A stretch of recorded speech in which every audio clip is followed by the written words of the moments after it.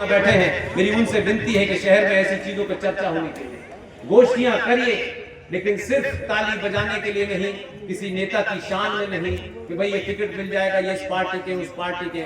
पार्टियां कुछ नहीं होती, स्वार्थों की पार्टियां होती हैं। जो लोग समझते हैं कि कुछ बदलाव नहीं हुआ, उनको शायद लगता है कि उनके घर कार नहीं आई इसलिए बदलाव नहीं हुआ। इसी भारत में 5-5 लोकसभा चुनाव देखने के बाद मैं अपना एक्सपीरियंस कर रहा हूं। और सुबह में जब प्रज्ञा जी से मिला तब भी मैंने उनके मुंह पे कहा, जहां लोग चुनाव जीतने के लिए जाति का शब्द ले आते हो, इसे लगाने से जीत जाएंगे, इसे नहीं लगाने से नहीं जीतेंगे, जहां पॉलिटिकल पार्टी अपने कार्यकर्ता को अगर वो गिरफ्तार हो जाए तो थाने में बचाने नहीं जाती, एक ऐसे समय में जहां हमें पॉलिटिकली करेक्ट होने की हमेशा बीमारी रहती थी कि हमारे बारे में लोग क्या सोचेंगे, मैं लोगों की चिंता नहीं करता, फिर मैं सिर्फ सोचता हूं मेरे बारे में क्या सोचेंगे। साध्वी प्रज्ञा इसकी जीती जागती मिसाल है कि सत्ताओं में बदलाव जिनको नहीं लगता वो शायद अपने स्वार्थ में जब तक एमपी एमएलए नहीं बनेंगे तब तक उनको बदलाव नहीं लगेगा। मुझसे पूछिए बड़ा बदलाव क्या है। बहन साध्वी प्रज्ञा का उस किस्से में नहीं जाना चाहता, क्या क्या हुआ पूरे देश ने देखा, पूरी दुनिया ने देखा। जरा सा आप अलग हुए लीग से, बड़े बड़े नेता दूरी बना लेते हैं। जब तक अच्छे हो तभी तक तुम्हारे साथ हैं, अगर किसी संकट में फंस गए तो पार्टी भी कहेगी थैंक यू वेरी मच, जाइए आप। जो लोग ये नहीं समझ पा रहे हैं उनको समझना चाहिए कि भारतीय राजनीति में सनातनी हिंदू को जिस दिन ये पता चला कि हम 84 करोड़ हैं, हम पहले हैं, बाद में कोई नहीं है, तो जब आप बदले तो सत्ता बदली, और सत्ता बदली तो साध्वी प्रज्ञा को एक पार्टी ने भारत की संसद में बैठने का 5 साल मौका दिया। ये चिंता नहीं की कि ये कह देने से उस पार्टी की छवि बिगड़ जाएगी, और पार्टी तो पहले से भी थी, माफ कीजिएगा, ऐसा नहीं है, पार्टी तो पहले से भी थी, बड़े चाटुकार हैं उसमें भी, माफ कीजिएगा, चवन्नी छाला। मैं बख्शता किसी को नहीं। साध्वी प्रज्ञा जी के साथ जो कुछ हुआ उस समय वो दो नहीं थे जो गुजरात से आए थे। ये भी बड़ा बदलाव है कि जिस गुजरात ने एक पिताजी को पैदा किया जो कहते थे कि एक गाल पे कोई चांटा मारे तो दूसरा गाल आगे कर दो, लेकिन गुजरात की मिट्टी भी वही है, पानी भी वही है। जो 19 में आया उसने कहा एक साथ दोनों गालों पे चांटा मारूंगा, तब से लोग ठीक हुए। इसलिए समाज में इस बात को आप सबके लिए प्रेरणा है कि जब समय आए तो क्या चुनना है आपको, क्या कर सकते हैं आप, वो चुनना, नफा नुकसान मत देखना। नफे नुकसान तो फिर किसी बिजनेस का काम होता है। तो साध्वी प्रज्ञा जी, आज जब मैं उनको सुन रहा था, मेरा ख्याल है कि शायद मैं बहुत मिला ही नहीं होऊंगा इस पूरे दौर में। हाँ, इतना जरूर हुआ, मैंने आज उनसे बात कर रहा था, 19 का चुनाव था, 14 का था, 19 का शायद चुनाव। मुझे मन में सिर्फ 2 ही बातें थी। हम सबको जाना है, मैं उस स्थिति में नहीं जाना चाहता कि लोग हो सकता है कुछ लोग कहते ये तो बात कर सकते थे, आपने नहीं। मैं जानता था कि कभी नहीं मिला, आज शायद हमारी पहली बैठक हुई।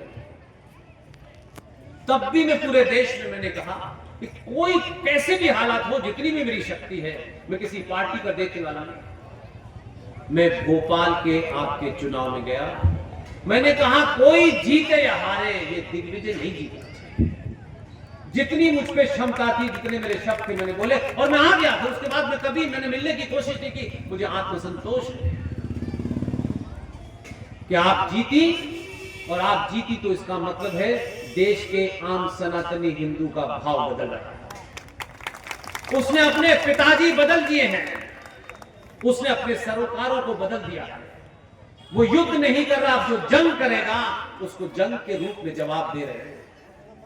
ये युद्ध की नीति है। हमारे यहाँ स्टेटेड पॉलिसी है कि भारत कभी हमला नहीं करेगा, ये हमारे यहाँ की स्टेटेड पॉलिसी है। ये दूसरा बड़ा बदलाव है जो आपको और मेरी अपनी आंखों के सामने हो रहा है, और शायद आप उसको उस नजरिए से नहीं देख रहे, और मैं देख रहा हूं, इसीलिए बोल रहा हूं। युद्ध की नीति है कि हम पहले हमला नहीं करेंगे, लेकिन भारत का राष्ट्रीय खेल हॉकी है और पाकिस्तान का भी राष्ट्रीय खेल हॉकी है, लेकिन दोनों में फर्क है। हॉकी का नियम यह है, attack is the best defence. अगर सुरक्षा करनी है तो हमला करो, यह हॉकी का नियम है। लेकिन हमारी राष्ट्रीय नीति किन मूर्खों ने बनाई, मैं नहीं जानता, कि हम पहले हमला नहीं करेंगे। और जब आप किसी योद्धा को चुनते हैं तो योद्धा को पता है कि मुझे इन्होंने इसलिए नहीं चुना है कि मुझे सबका समर्थन चाहिए। योद्धा को चुनने में योद्धा अपनी बात याद रखता है कि मुझे करना क्या है। इसलिए मैं आपको एक घटना सुना रहा हूं। ये घटना आपको कोई सुना नहीं सकता, क्योंकि उस तरीके से लोगों के सोचने का एंगल ही नहीं है। लोग उधर देखना नहीं चाहते। और मैं पूरे जीवन में वही घटनाएं मुझे याद रहती है कि किस बात को कहां आपको जोड़ना था, वो आपने देखा ही नहीं। आपको अंदाजा ही नहीं कि क्या हो गया इस बीच में। 9 मार्च 1922, किसी को इस घटना का पता है कि 9 मार्च 1922 को क्या हुआ? उसको ज्यादा प्रचारित नहीं किया गया, लेकिन हम बहुत बातों के ज्ञानी हैं, दिन भर इधर उधर कहां की सुनाएंगे, लेकिन काम की बात जिससे आपका पौरुष, आपका पुरुषार्थ जाग जाए, ऐसी घटनाओं के बारे में सब चुप रहते हैं। ठीक है, सरकार की मर्यादा होती है, एमपी एमएलए की मर्यादा होती है, वो नहीं बोल सकते। 9 मार्च 2022 को भारत में एक छोटी सी घटना घटी है।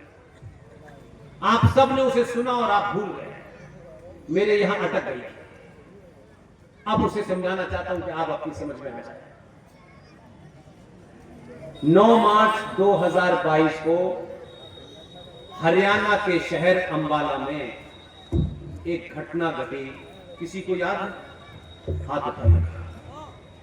कोई बात नहीं, इसमें मैं आपको कोई दोषी नहीं ठहरा रहा। हमारे पास यही काम है, आपके पास और बहुत सारे काम हैं, हो सकता है आपका ध्यान न जाए। 9 मार्च 2022 को अंबाला जो छावनी है, उस छावनी के एक हिस्से में हमारी सबसे सेंसिटिव मिसाइल अग्नि रखी हुई है। अग्नि मिसाइल हमारी वहां रखी है। अग्नि मिसाइल को बताया ऐसा गया कि उनको शिफ्ट करके कहीं और रखना था। उस रखने में ऐसा बताया गया है कि एक अग्नि मिसाइल का बटन दब गया, और 9 मार्च 2022 को जिस अग्नि मिसाइल का बटन दबा, वो 3 मिनट 44 सेकंड में भाईजान के कमरे में गिरी। अब यह कहा गया कि यह गलती से हो गया है, इसके लिए जो सरकारी तंत्र है कि भाई एक अपॉलॉजी लिखी जाती है, हमने अपॉलॉजी लिख के बता दिया भाई गलती से हुआ है, और जिसकी गलती से हुआ है उसे हमने हटा भी दिया। अभी तो हमारा इंटरनल मामला है कि हमने हटाया नहीं हटाया, ये तो हमारा मामला है। लेकिन एक इंटरनेशनल रूल है कि उस पर आपको एक बाकायदा माफी मांगनी होती है कि भाई ये गलती हो गई, हम इसके लिए क्षमा चाहते हैं, ये कोई सैनिक एक्टिविटी नहीं थी, ये गलती से हो गया। लोग भूल गए, वो भी भाईजान भी भूल गए। हमारे यहां साइंस में चूहों के ऊपर परीक्षण होता है, दवाओं कि चूहा मरेगा कि नहीं मरेगा, इस चूहे पे क्या असर होगा। आपने जिसे 2014 में चुना है, उसने 9 मार्च 2022 को गलती से अग्नि नहीं चलाई थी, रियल टेस्ट किया था कि होगा कि नहीं होगा।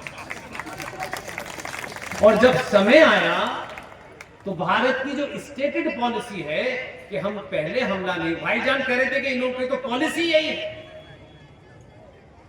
वो जो आलू से सोना बनाने की मशीन है, वो ये पॉलिसी बना लेते कि हम पहले हमला नहीं करेंगे, कि उनका ज्ञान ये कहता था कि कोई हम पे हमला करेगा और उसके बाद हम बचेंगे तब करेंगे। महामूर्खों, तुम बचोगे तब हमला करो। लेकिन किसी विधान में मीटिंग बुला करके पॉलिसी नहीं बदली। 2 साल के बाद उसी अंबाला से फिर दोबारा मिसाइल गई। इस बार पागल हो गए, एक नहीं, कई नहीं, 17 गए। पॉलिसी बदल दी। वो इंतजार कर रहे थे कि ये वहां जाएंगे, यहां जाएंगे। तो जब भारत के राजा ने राष्ट्र की पॉलिसी बदल दी कि attack is the best defence, तो भाईजान के चांटा मारने से पहले दोनों गालों पे एक साथ मारोगे तो भाईजान औकात लग जाएगा। समाज राष्ट्र बनाता है, ये ध्यान रखिए। समाज के लोग जब चवन्नी में बिकने लगते हैं तो आपको चवन्नी छाप नेता ही मिलते हैं। और इटावा का तो कहना ही क्या, इटावा के ने तो कई लाल ऐसे पैदा किए हैं। आपके इटावा से एक साहब जीते थे, वो अब नहीं है। उनके मान सम्मान में कोई कमी नहीं करना चाहिए, लेकिन कभी कभी अपने बारे में भी सोचिए कि हम किसके वंशज हैं। हम आचार्य चाणक्य के वंशज हैं, हम राम के वंशज हैं, हम कृष्ण के वंशज हैं। सिर्फ कहने के लिए नहीं, आप किसी के वंशज हैं। हम चाटुकारों के वंशज हैं, क्योंकि चाटुकारिता करने से हमें कुछ मिल जाए। इसलिए जब आप चुने किसी को, मैंने कहा कि मुझे पार्टी से कोई मतलब नहीं है। आप चुन किसे रहे हैं और क्यों चुन रहे हैं, एजेंडा आपका क्या है। इसी धरती से एक धरती पुत्र बताए जाते हैं गए, भारत के रक्षा मंत्री थे। और रक्षा मंत्री कमाल के थे। रक्षा मंत्री एक बड़ा ऐसा पद होता है, पूरी दुनिया के सामने बैठना होता है। अब राजनीति का गणित देखिए कि वो बेचारे जीत गए, फिर वहां सरकार बनी, तो सरकार में उन्हें कौन सा पद दिया जाए, क्या सोच के दिया जाए, इसकी कोई गिनती नहीं थी। क्योंकि उनको खुश रखना था तो उनको रक्षा मंत्री बना। अब रक्षा मंत्री बने, इसमें भी मेरा कोई विरोध नहीं। लेकिन रक्षा मंत्री जब अपनी तीनों सेनाओं के अंगों के साथ मीटिंग करते हैं तो बड़ी हाई पावर मीटिंग मानी जाती है। यह घटना मैं इसलिए बता रहा हूं कि उस समय नाम मत पूछिएगा, एयरफोर्स के चीफ अंदर बैठे हुए थे। वो रिटायर हो गए। जब उन्होंने मुझे किस्सा बताया तो मैं घंटों सोचता रहा कि हम क्या कर रहे हैं, हम क्या क्या सोच के वोट देते हैं, कैसे सरकारें चलती हैं इस देश में। आप ही के इस क्षेत्र के जीते हुए मेंबर ऑफ पार्लियामेंट माननीय स्वर्गीय मुलायम सिंह जी रक्षा मंत्री थे। और रक्षा मंत्री की बैठक में तीनों सेनाओं के टॉप लोग बैठे हुए थे। और रक्षा मंत्री को एक लेफ्टिनेंट खड़ा हुआ और उसके हाथ में एक लैपटॉप था। और उस बेचारे ने सिर्फ इतना ही कहा कि माननीय रक्षा मंत्री जी, अब मैं आपके सामने पावर पॉइंट प्रोग्राम पेश करूंगा। रक्षा मंत्री हत्थे से उखड़ गए, आग बबूला हो गए। और उन्होंने, मालूम है क्या कहा, ये दुनिया देखेगी सुनेगी तो हंसेगी। रक्षा मंत्री ने जो शब्द कहे उसमें उनकी गलती नहीं, उनकी बैकग्राउंड ही ऐसी थी बेचारा।